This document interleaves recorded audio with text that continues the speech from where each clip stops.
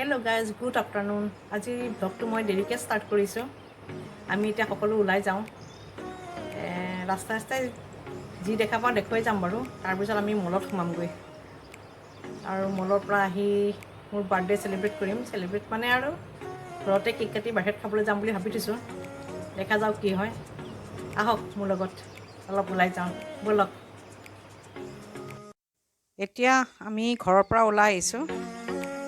আপোনালোকক মই ৰাস্তাটো এটা কাৰণেই দেখুৱাইছোঁ যে বেংগলোৰৰ চিটিৰ মাজত গছ কিমান আছে সেইটোৱেই দেখুৱাই যাওঁ আপোনালোকক, চাই যাব।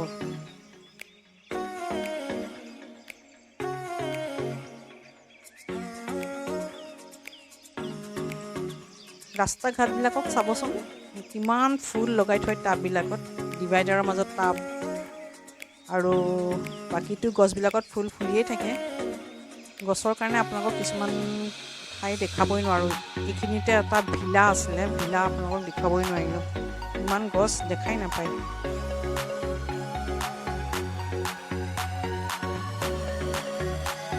এতিয়া চিটিৰ মাজলৈ গৈ থাকোঁ ব'লক, ডাঙৰ ডাঙৰ বিল্ডিংবিলাক চাই চাই। আৰু বহুত গছৰ কাৰণেতো বহুত বিল্ডিং দেখাবই নোৱাৰিম, তথাপিও আপোনালোকক ট্ৰাই কৰিম দেখাবলৈ।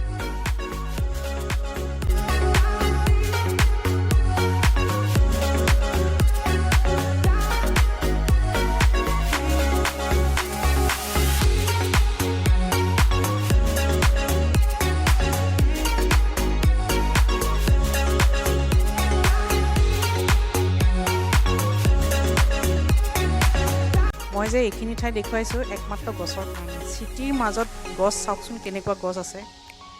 ইয়াতে কৰ্ণাটক গভৰ্ণমেণ্টে গছবিলাক কাটিব নিদিয়ে, গতিকে গছ ৰুবহে দিয়ে। আমাৰ অসমত যেনেকৈ গছবিলাক কাটি তহিলং কৰিছে তেনেকুৱা নহয়। চাওক কিমান গছ আছে ইয়াতে।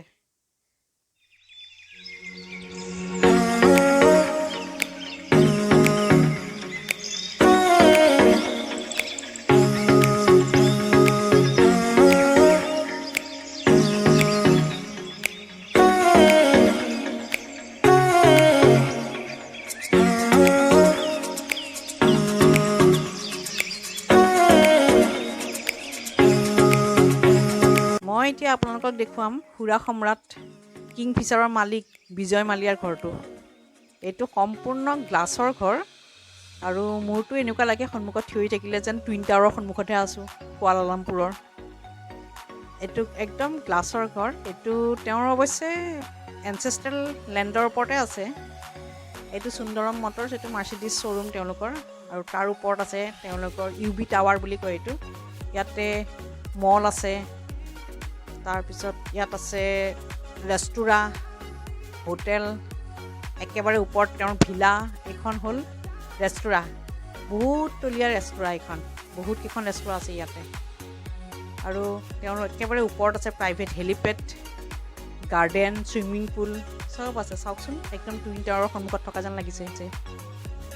এইটো মল চাওক, একদম ৰাজমহলৰ নিচিনা, পুৰণা ৰাজমহলবিলাক যেনেকুৱা তেনেকুৱাই।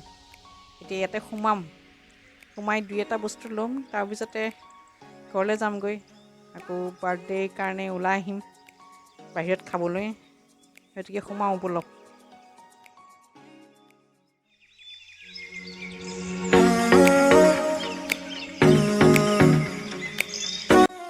ছোৱালী ইয়াতে আছে, ক'ত লুকাই আছা তুমি? তাই লুকাইছে। তাই অসমীয়া ছোৱালী, আমি অসমীয়াত কথা পাতিছোঁ কাৰণে তাই আমাৰ লগত অসমীয়াত কথা পাতিছে।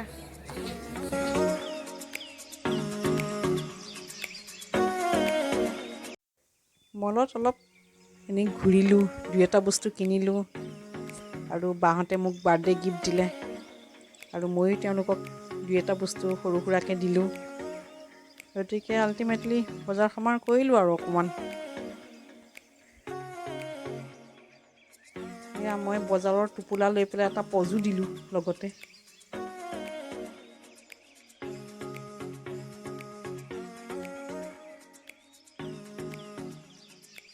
হেল্ল' গাইজ, এতিয়া আমি শ্বপিং কৰি আহিলোঁ। এতিয়া মোৰ বাৰ্থডে চেলিব্ৰেট হ'ব, ঘৰতে কেকটো কাটিম আৰু গোটেইকেইটা বাহিৰত খাবলৈ ওলাই যাম। এতিয়া কেকটো কাটিব যাওঁ ব'লক আহক এইটো মোৰ birthday cake happy birthday mommy লিখা আছে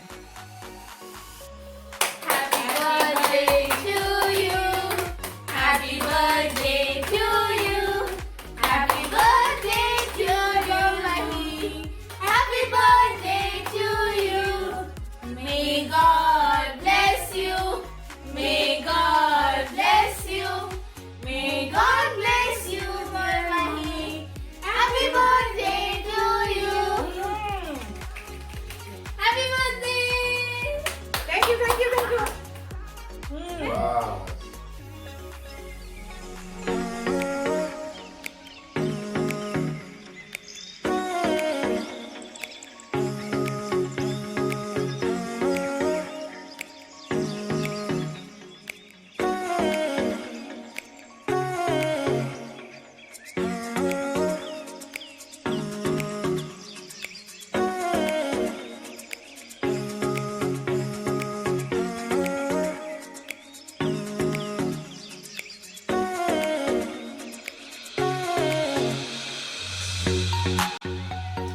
Happy birthday I wanted to hug it.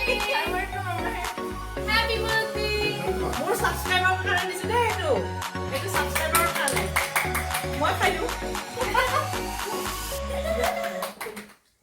আমি এখন ৰেষ্টুৰেণ্টত খাব আহিছোঁ নামটো মন্দাৰী এতিয়া ভিতৰত যাওঁ ব'লক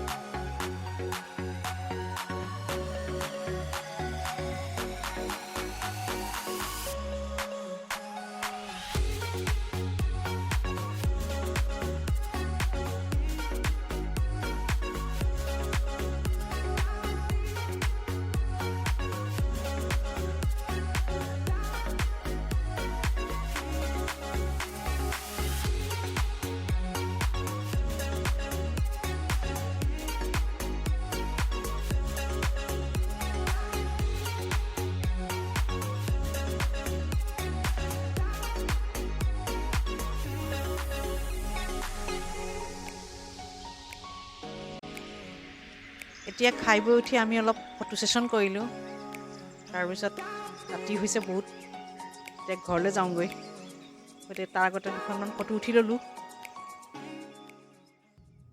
আজি এনেকেই আমি মোৰ বাৰ্থডে বুলি পাৰ্টি কৰিলোঁ আৰু এতিয়া ঘৰলৈ ঘূৰি আহিছোঁ বহুত ৰাতি হৈছে এতিয়া আমি আহি ঘৰ পালোঁহি ঘৰ পাই মই এতিয়া ড্ৰেছ চেঞ্জ কৰিম আৰু গতিকে তাৰ আগতে মই আপোনালোকক গুড নাইট দি যাওঁ মই আজি সৰুকৈ হ'লেও বাৰ্থডে চেলিব্ৰেট কৰিলোঁ বাইদেউ ভিনদেউহঁতৰ লগতে ভাল লাগিল আৰু অসমত থাকিলেও মই আজি কৰিব নোৱাৰিলোঁহেঁতেন কাৰণ ক'ভিড-19ৰ কাৰণেতো মোৰ কোনো ফ্ৰেণ্ড চাৰ্কলৰ লগতো মই যাব নোৱাৰিলোঁহেঁতেন ক'তো গতিকে আজি এনেদৰে মই বাৰ্থডে চেলিব্ৰেট কৰিলোঁ মোৰ ভাগিনীকেইজনীৰ লগত খুব ভাল লাগিল আৰু শ্বপিং কৰিব গ'লোঁ শ্বপিং কৰিব যাওঁতে ৰাস্তাত যি দেখি গ'লোঁ আপোনালোকক দেখুৱাই গ'লোঁ গতিকে আজিৰ ব্লগটো ইমানতে শেষ কৰিলোঁ আপোনালোকে যদি চাই ভাল পালে লাইক কমেণ্ট শ্বেয়াৰ কৰিব নাপাৰিব আৰু ছাবস্ক্ৰাইব কৰিব ভুলতো নাপাৰিব আৰু কাষত থকা বেল আইকনটো ক্লিক কৰি দিব যাতে মোৰ ভিডিঅ'সমূহ আহিলে আপোনালোকে লগে লগে আপোনালোকৰ ন'টিফিকেশ্যনত আহি যায় বাই গুড নাইট